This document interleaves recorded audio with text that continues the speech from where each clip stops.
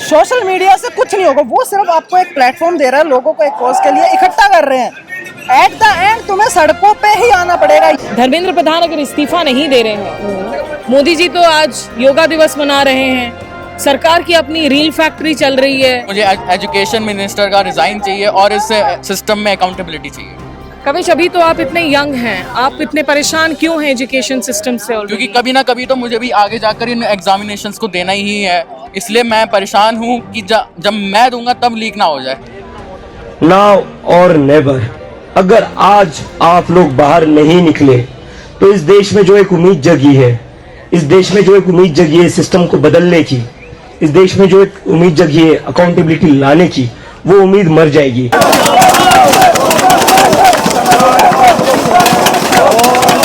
लोगों की आवाज में दम नहीं ले रहे, क्योंकि इनको है ना सत्ता का इतना मोह लग गया है कि इनको जनता की कोई परवाह नहीं है। हर राज्य में इनकी सरकार है, वो कहते हैं ना चिट भी उनकी पट भी उनकी, तो उनको कोई किसी को आंसरेबल नहीं है। आज देखते हैं तो यूथ जो जेंजीज हैं, इनकी तो फ्यूचर की लाइफ को अगर मैं देखूं तो बिल्कुल अनसिक्योर्ड है। युवाओं पे तो बहुत बुरा असर है, मतलब उनके साल वेस्ट हो रहे हैं। अब आप नीट पेपर लीक हो गया, फिर आपने 21 तारीख दे दी, अब कितने पेपर लीक हुए थे पहले वाले, वो तो आज तक पता नहीं चला। नमस्कार, आदाब, आपके साथ मैं स्मिता शर्मा हूं और आप देख रहे हैं मेरा YouTube station Smita Sharma journalist. Jantar Mantar पर आज दूसरा दिन है जब कॉकरोच जनता पार्टी के तमाम युवा यहां पर अड़े हुए हैं, धरना प्रदर्शन पर मांग रहे हैं धर्मेंद्र प्रधान का इस्तीफा। कल देर रात तक यहाँ की ग्राउंड रिपोर्ट्स हमने दिखाई थी हमारे यूट्यूब चैनल पर, साथ ही इंस्टा के हैंडल्स पर। और आज यहाँ अभिजीत दिपके के जो तेवर हैं वो और आक्रामक नजर आ रहे हैं। अभी तक वो धर्मेंद्र प्रधान पर निशाना साध रहे थे, आज लगातार उन्होंने सीधे प्रधानमंत्री मोदी से कई सवाल दाग दिए हैं। उन्होंने मीडिया के उस हिस्से से भी सवाल पूछा है जो ये दिखाने में व्यस्त रहता है कि विदेश नीति के मसले पर आज भारत का ही सिक्का हर तरफ चल रहा है। तो अभिजीत दिपके ने पूछा कि अगर मोदी जी की बात चीन, रूस, अमेरिका हर कोई सुन रहा है तो धर्मेंद्र प्रधान आखिर क्यों नहीं सुन सकते? क्या उनको डिक्टेट्स नहीं दे सकते? और एक अहम बात की उन्होंने, अभिजीत दिपके ने यहाँ पर कहा, क्योंकि रह रहकर पुलिस वालों की तरफ से यहाँ स्पीकर पर घोषणाएं होती रहती हैं कि भाई अभी जो समय सीमा थी वो खत्म हो चुकी है, कल शाम 5 बजे ही, अभी आप लोग ये जो प्रतिरोध कर रहे हैं ये गैर संवैधानिक है। तो अभिजीत दिपके ने कहा कि ये देश बीजेपी के गाइडलाइन से नहीं चलेगा बल्कि संविधान के गाइडलाइन से चलेगा, संविधान में जो लिखा है उसके हिसाब से चलेगा। क्यों ना पुलिस वाले भी मंच पर आएं और संविधान को एक साथ हम पढ़ें। देखिए, देर रात तक यहाँ पर भले ही चंद लोग ही यहाँ पर रहे हों, लेकिन कम से कम एक डिटर्मिनेशन तो देखने को मिल रहा है। देर रात तक रुके रहे, यहीं जो है रात में सोते हुए नजर आए। कुछ वॉलंटियर्स, मीडिया कर्मी भी यहाँ पर उपस्थित थे। सुबह से फिर और लोगों की जो है भीड़ आने लगी है यहाँ पर, और गर्मी, तापमान, तमाम चीज़ों के बावजूद जो है लोग आ रहे हैं। यहाँ कुछ लोगों से बात करते हैं। यहाँ एक हमारे साथ युवा हैं जो इस्तीफा दो के नारे लगा रहे हैं। क्या नाम है आपका? मेरा नाम कविश है। कविश, क्या करते हैं आप? मैं 11th स्टैंडर्ड में अभी स्टडी कर रहा हूँ। 11th स्टैंडर्ड में है। कविश, आप यहाँ पर आज किस लिए आए हैं? कल भी आए थे क्या आप? नहीं, मैं कल नहीं आया था, बट मैं आज आया हूँ क्योंकि मुझे एजुकेशन मिनिस्टर का रिजाइन चाहिए और इस सिस्टम में अकाउंटेबिलिटी चाहिए। कविश, अभी तो आप इतने यंग हैं, आप इतने परेशान क्यों हैं एजुकेशन सिस्टम से? क्योंकि कभी ना कभी तो मुझे भी आगे जाकर इन एग्जामिनेशंस को देना ही है, इसलिए मैं परेशान हूँ कि जब मैं दूंगा तब लीक ना हो जाए। तो इसलिए मैं इधर आया हूँ ताकि इस धर्मेंद्र प्रधान जी हमें रिजाइन दें और अकाउंटेबिलिटी लें। आपके जो सीनियर्स हैं जिन्होंने 12th दिया होगा इस दफा, उनकी परेशानियां तो आप देख रहे होंगे। जी हाँ, मैं उनकी परेशानियां बहुत अच्छे से देख रहा हूँ। मेरे कुछ दोस्तों ने अभी हाल फिलहाल में नीट दिया है, जिनका अभी वो डिप्रेशन में चले गए हैं और वो बहुत ही ज़्यादा टेंस्ड है। जी हाँ, इसलिए इसी वजह से वो इधर नहीं आ पाए हैं, क्योंकि वो बहुत ज़्यादा डिप्रेशन में है। उनको अब कुछ समझ में नहीं आ रहा है, क्योंकि अब रीनीट में उनका ऐसा है कि रीनीट वो दे नहीं सकते, क्योंकि वो बहुत ही टेंस्ड थे और इसी वजह से वो पढ़ नहीं पाए। आपके घर वालों को पता है आप प्रोटेस्ट में जुड़ रहे हैं? मेरी मम्मी आई हुई है साइड में। आई हुई है। जी हाँ। नमस्ते, क्या नाम है आपका मैम? रजनी। रजनी जी, आपका बेटा जो है वो बड़ी साफगोई से बातें करता है जी। आपको क्या लग रहा है, इस मूवमेंट की जरूरत है इस वक्त देश को? है, शायद इसी वजह से बेटे का साथ देने आई हूँ। He is in 11th standard जैसा बताया ही है, इवन तो अगर वो उसके साथ में ना मैं खड़ी हूँ, क्योंकि फ्यूचर है वो मेरा, और फ्यूचर को मैं ना देखूँ और उसको अवॉइड करूँ, ये मेरे लिए गलत है। तो आज इसी प्रोटेस्ट को साथ देने के लिए, इसमें पार्टिसिपेट करने के लिए, साथ देने के लिए यहाँ पे देर रात तक यहाँ पर कुछ लोग थे जो मौजूद थे, उसका असर पड़ रहा है क्या सरकार पर? पढ़ना चाहिए, पढ़ तो नहीं रहा है, पढ़ना चाहिए। आप क्या करती हैं रजनी जी? मैं वर्किंग वुमन हूँ। वर्किंग। आपके जमाने में, कॉलेज के दिनों में, स्कूल एग्जाम्स में आपको इस तरह की खबरें आती कुछ थी? भी नहीं था, कुछ भी नहीं था, सिंपली था हमारा तो नॉन कॉलेज पर्सन हूँ मैं, संडे के संडे जाना और क्लास अटेंड करना और वापस आ जाना, हम तो वो पर्सन थे। बट आज देखते हैं तो यूथ जो जेंजीज हैं, इनकी तो फ्यूचर की लाइफ को अगर मैं देखूँ तो बिल्कुल अनसिक्योर्ड है हर तरीके से। ना तो इनके लिए कोई भी मतलब जॉब की सिक्योरिटी देखें तो कहीं नहीं दिखती है। क्यों? क्योंकि first of all examination he leak हो रहे हैं, पार्टिसिपेट कहाँ करेंगे, बच्चा कहाँ पे कंडक्ट करके किस पोजीशन पे पहुँचेगा, फ्यूचर ही अनसिक्योर्ड हो रखा है। बिल्कुल। तो ये एक माँ जो अपनी बच्चे के साथ आई है मूवमेंट को समर्थन देने के लिए। आप कहाँ से आए हैं, क्या नाम है मैं आपका? दिल्ली से ही हूँ, द्वारका से आया हूँ। क्या करते हैं आप? मैम मैं फ्रीलांसर हूँ। अच्छा, जर्नलिज्म में हैं आप? नहीं, मैं ग्राफिक डिजाइनर हूँ। ग्राफिक डिजाइनर हैं, तो आप यहाँ पर क्यों आए हैं? मैम मैं यहाँ पे इसलिए आया हूँ, ये सिर्फ मुद्दा किसी नीट वालों के लिए नहीं है कि भाई नीट अगर तुमने दिया है तो ही तुम यहाँ आओ। ये पूरा एजुकेशन सिस्टम ही बर्बाद हो चुका है और इस एजुकेशन सिस्टम से कहीं ना कहीं हर लोग जुड़े हुए हैं। आज 14 साल का बच्चा जो आगे जाके एग्जाम्स देगा, नौकरी लगेगा, वो भी जुड़ा हुआ है। जो उनके पेरेंट्स हैं जो ऑलरेडी नीट दे रहे हैं, उनके पेरेंट्स भी जुड़े हुए हैं। तो यहाँ पे आप देख रहे हो अभी तो भीड़ थोड़ी बढ़ गई है, लेकिन ये बंदा अमेरिका से यहाँ आ गया और दिल्ली के अंदर ही दिल्ली के लोग नहीं आ पा रहे। तो ये सबसे बड़ी विफलता है देश की और देश के लोगों की। पता नहीं उन्हें किस चीज का डर है, उनको यहाँ पे हर चीज है। आपको लगता है लोग डर की वजह से नहीं आ रहे हैं यहाँ पर? एक डर का माहौल है कि पता नहीं लोग क्या सोच रहे हैं, असल में तो यही नहीं पता मैम कि क्यों नहीं आ रहे, आ क्यों नहीं रही। नॉर्मल जब बंदे यहाँ पे रात में सो सकते हैं तो भाई तुम्हें क्या, इनकी चमड़ी कोई लोहे की थोड़ी ना है, नॉर्मल इंसान ही तो है। जब ये सो सकते हो तो तुम अपने एसी से बाहर निकलो, यहाँ दिखोगे। वैसे तो सोशल मीडिया पे तो 22 मिलियन पहुंच गए, वहां पे तो फॉलो दबाने के लिए एक बटन लगता है बस।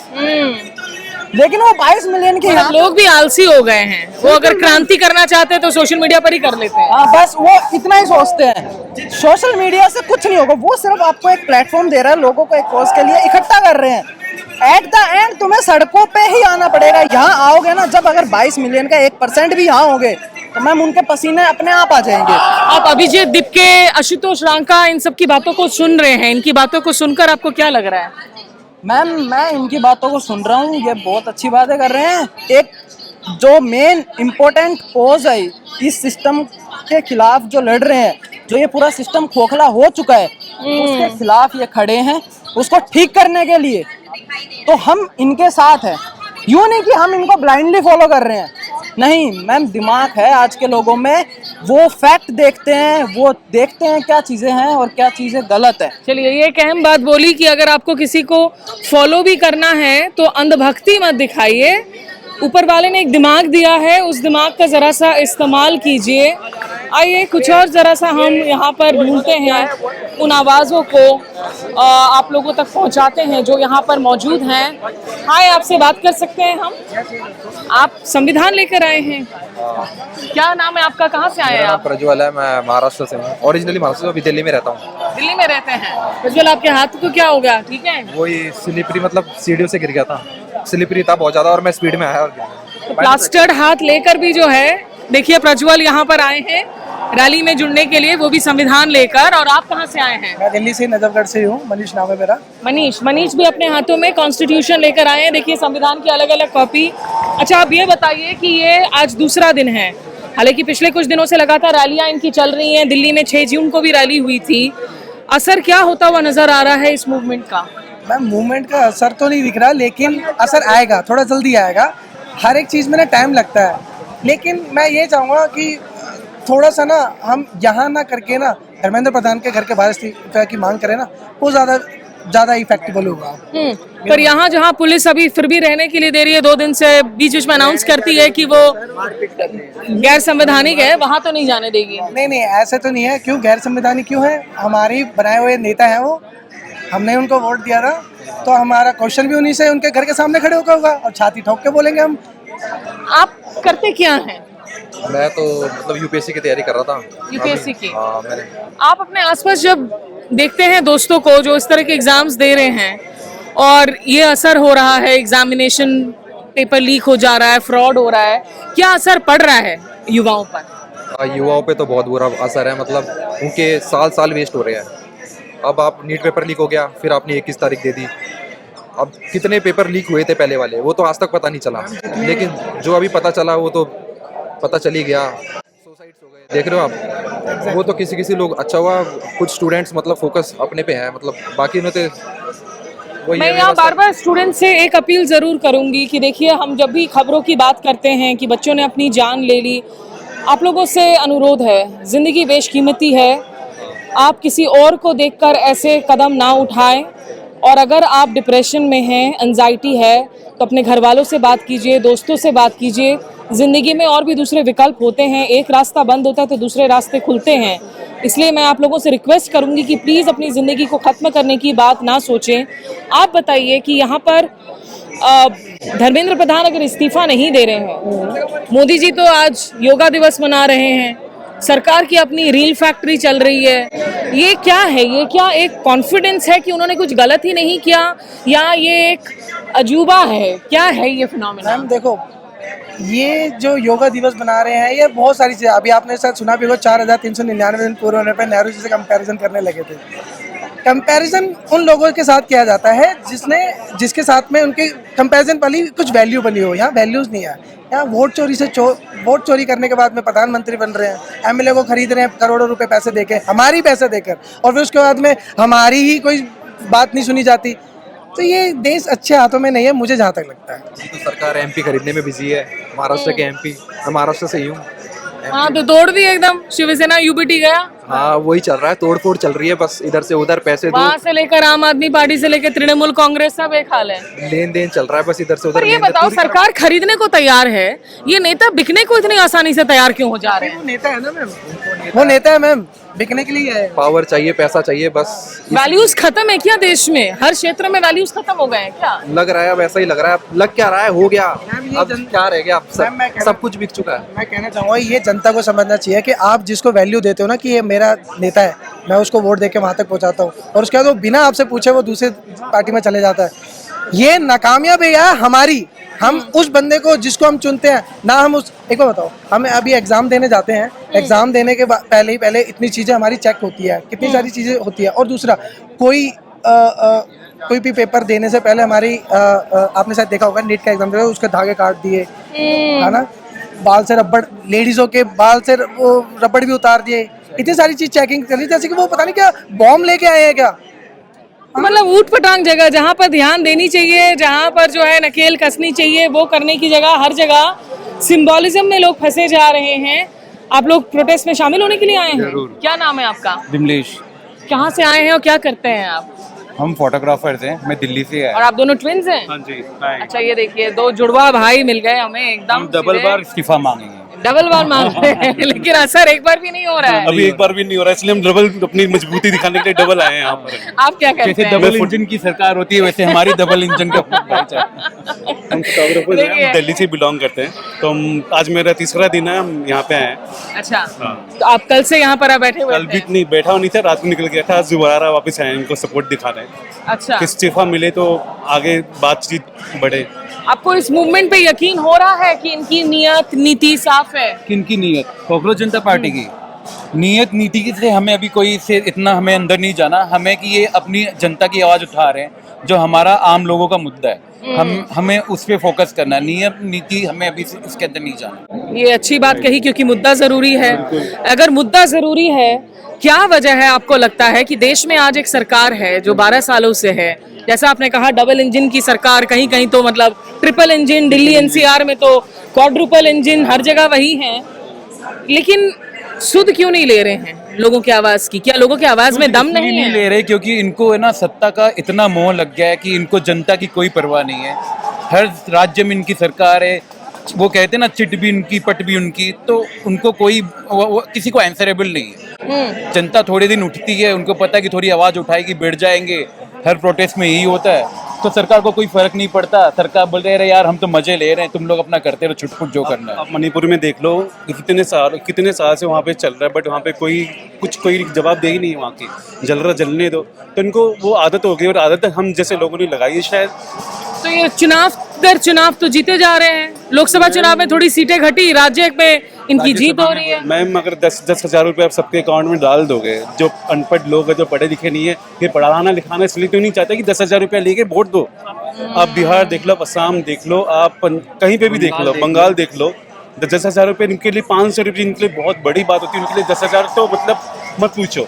तो फिर देखिए बहुत सारी जरूरी मुद्दों पर ना चर्चाएं हो रही है, इसलिए मुझे भी मजा आ रहा है यहाँ पर आकर बात करने में, क्योंकि एक अरसे बाद देख रहे हैं कि इस तरह से युवा निकल रहे हैं और पॉलिटिकल मुद्दों पर बात कर रहे हैं। अच्छा, एक आखिरी सवाल बताओ आप दोनों को, आप लोग यहाँ एक साथ आए प्रोटेस्ट में, घर वालों को पता है प्रोटेस्ट में शामिल हो रहे हैं? बिल्कुल। घर वालों ने कहा कि एक जाओ दूसरा मत जाओ, कम से कम कुंभ के मेले में घूम सकते, पर यहाँ पर नहीं घूम सकते हम। यहाँ नहीं घूम सकते हो। यहाँ नहीं घूम सकते। लेकिन आने के पहले कुछ टेंशन हो रहा था कि डिटेंशन हो जाए? पहले दिन हमें थोड़ा सा ऐसे लग रहा था कि कहीं कुछ ऐसा ना हो, बट जब हम 6 या 7 तारीख को जब स्टार्ट नहीं हुआ था, उसके बाद हमें माहौल का पता चला कि सबसे बेस्ट माहौल है। यहाँ पे पढ़े लिखे लोग हैं, अनपढ़ गंवार नहीं है जो कुछ भी बोलेंगे ये करेंगे, ऐसा कुछ भी मारपीट नहीं है। बहुत अच्छा। आज तीसरा दिन भी हम दोबारा यहाँ पे आए हैं। तो आप लोगों को कहेंगे कि वो लोग आकर यहाँ पर जुड़े? बहुत सारे लोग आपको लगता है डर के मारे नहीं आ रहे हैं? बहुत लोग डर के मारे नहीं आ रहे, बट मैं ये बोलना चाहता हूँ कि भारत की जनता को, भारत के युवाओं की ज्यादा से ज्यादा लोग आए, क्योंकि हमें इस मंच को आगे लेके जाना है और ये धर्मेंद्र प्रधान तक हमें दिखाना है कि हमें इस्तीफा मांगना है, तो हमें लोगों को और इकट्ठा करना अपने साथ। ठीक है, चलिए देखिए बड़ी दिलचस्प आवाज यहाँ पर जो है लोगों की सुनाई दे रही है, जिनको हम ढूंढ रहे हैं, कुछ दिलचस्प कैरेक्टर्स जिनसे आपको हम मुखातिब करवा रहे हैं। और यहाँ मंच से अभिजीत दिपके ने और क्या कुछ कहा, कुछ वो बयान भी सुन लीजिए। अभी के लिए आज दिल्ली के जंतर मंतर से इस रैली के दूसरे दिन मैं स्मिता शर्मा। जितने भी लोग ये वीडियो देख रहे हैं, मैं सारे लोगों से अपील करता हूँ, चाहे दिल्ली में हो, यूपी में हो, पंजाब में हो, जयपुर में हो, आसपास के राज्य में जितने भी लोग हैं, वो सभी के सभी तुरंत जंतर मंतर पर निकलिए, हमारा प्रोटेस्ट ज्वाइन करिए। अभी पुलिस हमसे कोऑपरेट कर रही है, पुलिस किसी को रोक नहीं रही है, पुलिस सारे लोगों को अंदर आने दी जा रही है। तो I want to thank the Delhi police, you are following the constitution, you are with democracy and thank you for that. और मैं सभी लोगों से अपील करता हूँ, खास करके दिल्ली के लोगों से, सारे दिल्ली के पेरेंट्स से, सारे दिल्ली के स्टूडेंट्स से, सारे दिल्ली के यूथ से मैं अपील करता हूँ, संडे का दिन है, आज लोग अपना संडे जंतर मंतर पर आकर मनाएं। There could be no better way to spend your Sunday than to be at Jantar Mantar and seeking justice for the students who have committed. तो जितने भी साथी इस वीडियो को देख रहे हैं, अभी के अभी अपने घरों से निकलिए, आइए जंतर मंतर।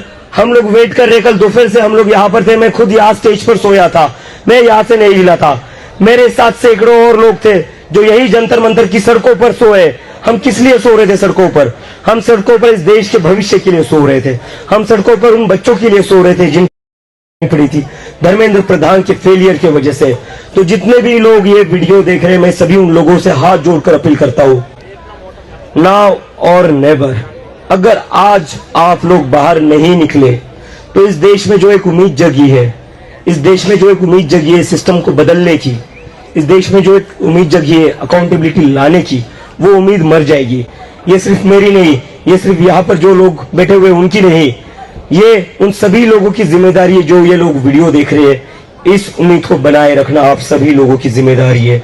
तो आप जो भी काम कर रहे हो, जहां पर भी हो, सब कुछ छोड़कर अभी के अभी जंतर मंतर आइए।